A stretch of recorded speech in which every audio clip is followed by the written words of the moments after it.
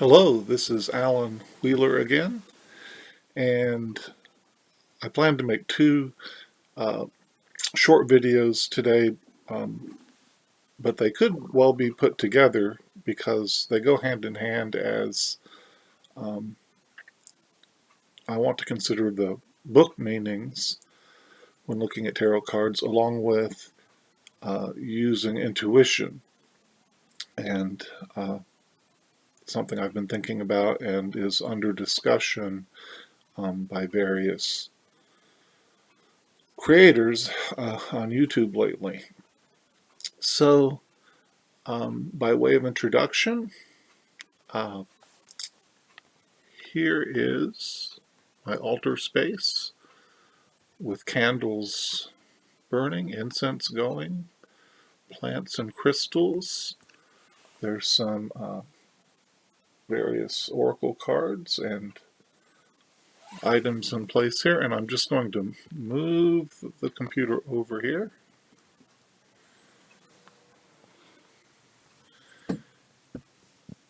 And hopefully to create sacred space and digital space together here. Now, this first part focuses on the book meaning, and this is a video response to Natalia, whose channel is Ouroboros, and who asked about people's 5 top tarot books. And again, I questioned whether I would reply, not thinking I actually had 5 books. Now, if you count all the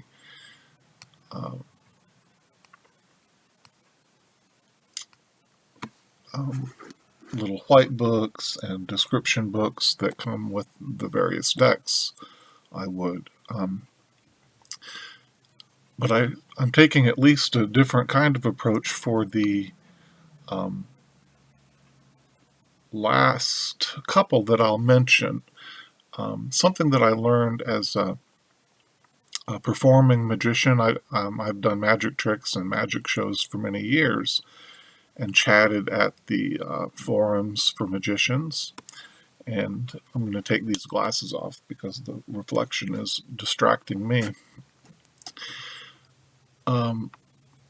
Was that some of the best information for studying performance magic were from books outside the field that weren't even by magicians. And so with my last two, I'm going to take that approach.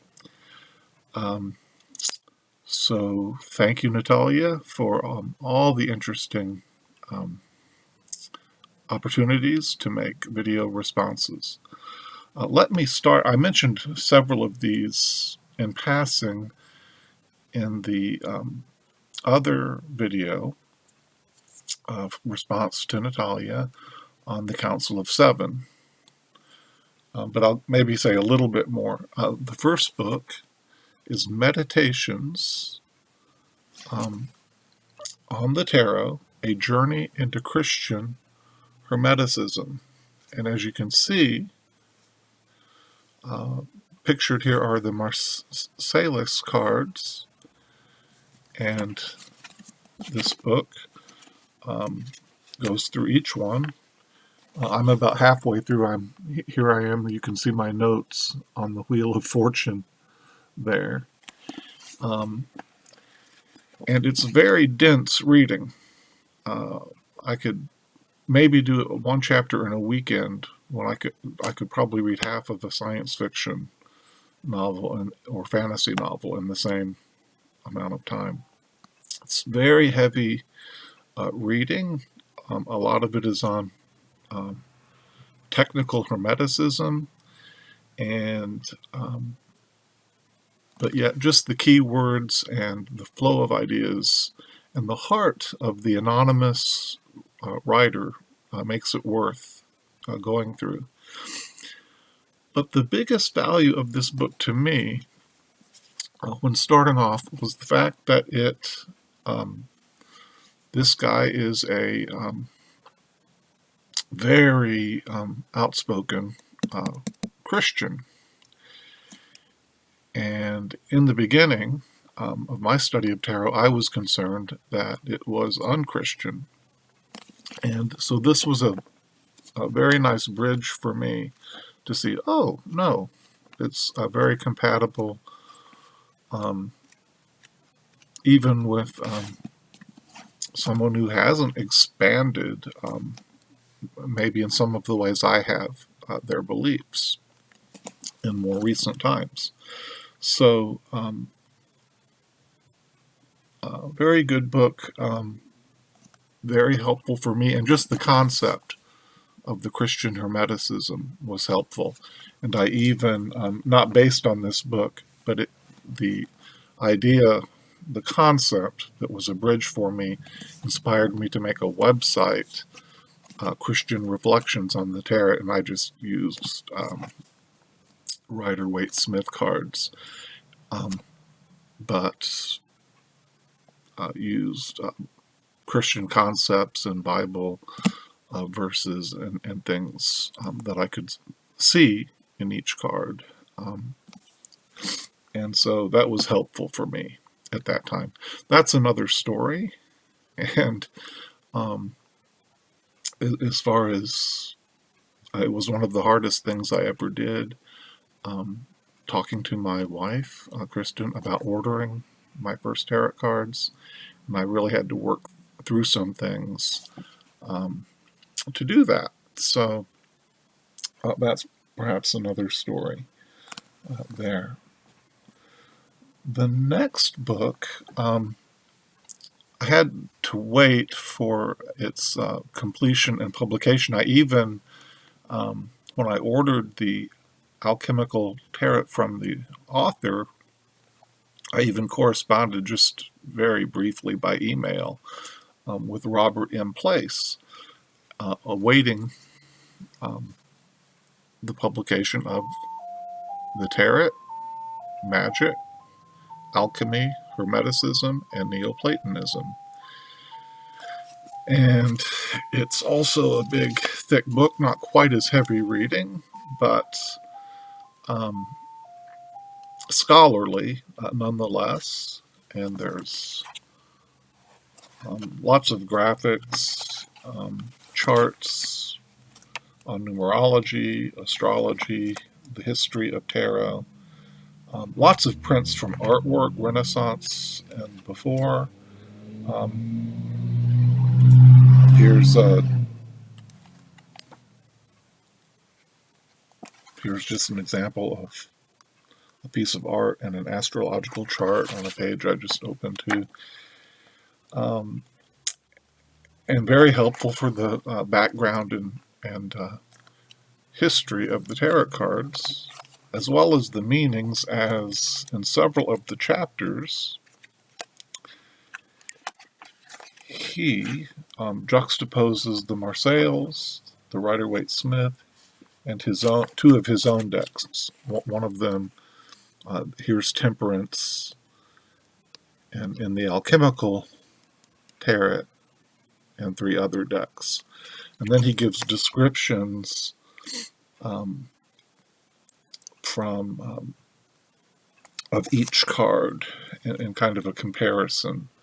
And so that was very helpful in studying the meanings of the cards. Now, the third book is one I often hear people say when they talk about Tarot of the Vampires, that even if you don't like the artwork, which this is the 10 of knives pictured here, could be off-putting to some people, for example, my wife Kristen. But I often hear people say it's worth it just to get the book, Phantasmagoria. And I agree with that. The descriptions are very well written.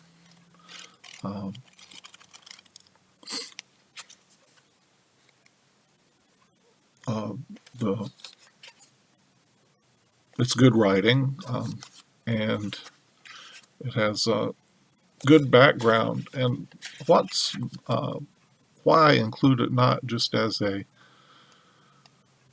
um, deck book, but as more than that to me. It's because he gives a background of alchemy, he gives background on the Kabbalah, he gives astrological background in a little bit more accessible way. Of course, it's a thinner book and a little bit easier read than the other two. Here's the Tree of Life charted out. And so for someone not familiar with the Thoth system, this was a nice little bridge, because he does synthesize the Thoth or Thoth system with the traditional Rider-Waite system, and they're kind of fused in the deck, and this well-written guidebook nicely shows that for each card. So a very good book on many levels, and expanding my understanding of the cards was not the least. So I'm going to put that in my top 5 books. Now, as I said in the beginning, my last 2 choices are going to go outside the realm of tarot books per se. And I think that's sometimes a good idea in any field. I know it was with studying my own hobby, performing magic. The first of those 2 books is this one, Dictionary of Symbols. And it's not this particular set of authors or edition, but I think any similar book is very helpful. And if you look up something like the number 7, you'll see all kinds of meanings from various cultures, various religions, and be able to compare those and learn new things, and see maybe some old ideas that you have confirmed.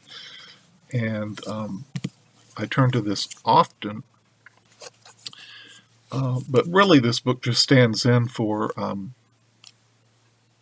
the idea that we have to go to cultural archetypes as well as the universal archetypes, I think, as we consider tarot decks. So handbooks to literature, dictionaries of cultural literacy, just your basic educational background is very helpful. And as Robert M. Place turned to the world of art when he designed his deck, lots of his cards are based on old, or classic, I should say, paintings. And so I think many symbols and motifs in the various theme decks can be expanded on, can be nurtured in this way. Our understanding of them can be nurtured and grown in this way. Well, I'll show this last one, hoping no one will immediately click away. And it's a big Bible. But again, I'm letting this stand in for any sacred writings, all sacred writings. And I would say the include things like the Analects of Confucius, the Tao Te Ching, and the Bhagavad Gita, the Quran, the poetry of Rumi. There's a book I like by Aldous Huxley called The Perennial Philosophy, in which he integrates lots of what he considers basic principles shared by many world religions into that book with quotes from the primary sources. That's a good one. The Song of the Goddess is another one. But I think that being grounded in things like the book of Proverbs in the Bible, the Proverbs of Solomon, and some of the basic Buddhist tenets, even if we're just kind of getting them from osmosis, from secondary sources, are very helpful for seeing the possible spiritual meanings in the tarot. And here we'd be grasping, hopefully, for more universal archetypes, things that are shared by most of humanity and things like that. So that is those are my top 5 tarot books and recommendations for what's helpful to me in my tarot study. And I'll close with what I'll probably open with in the next video, which is that I've come across more than one person in more than one place saying that when you read tarot using the book meaning, the more objective meanings, and just the intuition should be mixed. Usually, several people have said 50-50, 50%, 50%. And so that's, considering what are those objective book meanings? These are some of the books I would look to try to find that, to try to get grounded in that. So I'll close there and open the next video and move into a more intuitive approach. Thank you for watching.